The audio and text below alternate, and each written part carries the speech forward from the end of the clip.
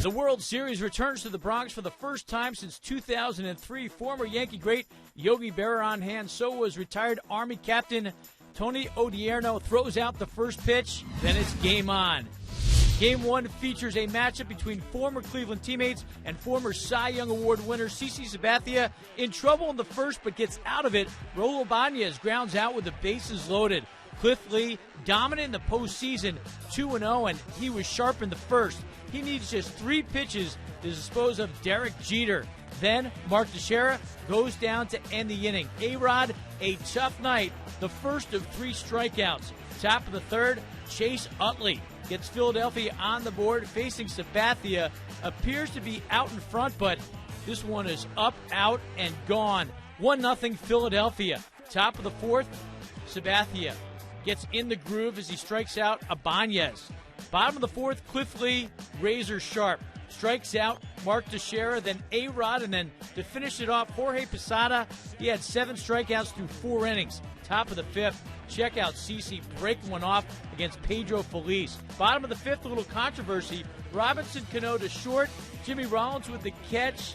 The apparent double play, but wait a minute, the umpires would confer on this, and they get the call right. The umpires have been heavily criticized so far in the postseason.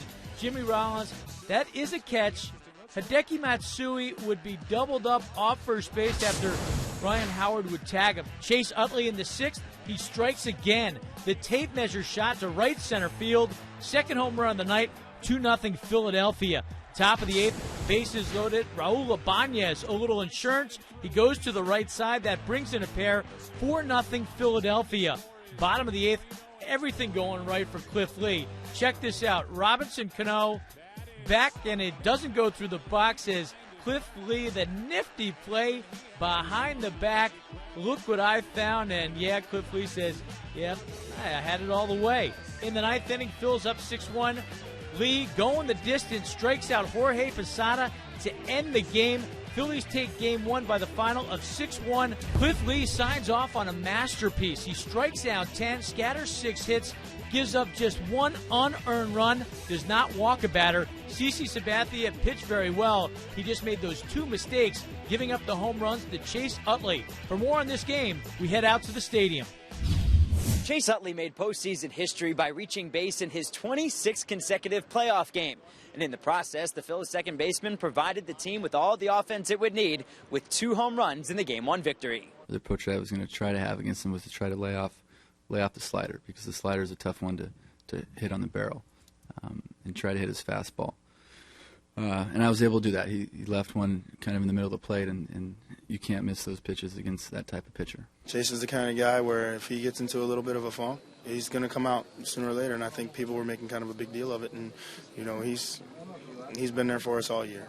Most prepared player I ever been around, and, like nothing, like when he hits good, yeah, I'm expecting him to hit good. Utley's multi-homer game is just the 3rd in Phillies World Series history, and it's fair to say that starting pitcher Cliff Lee did the rest.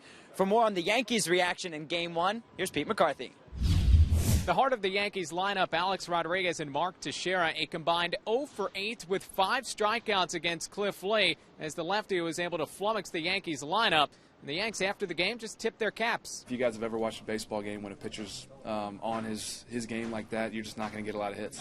Through strikes. I mean, he throws strikes and didn't walk anybody and went after us, with all his pitches. He got us to chase some pitches when we were down in the count, up in the zone. He used his cutter very well.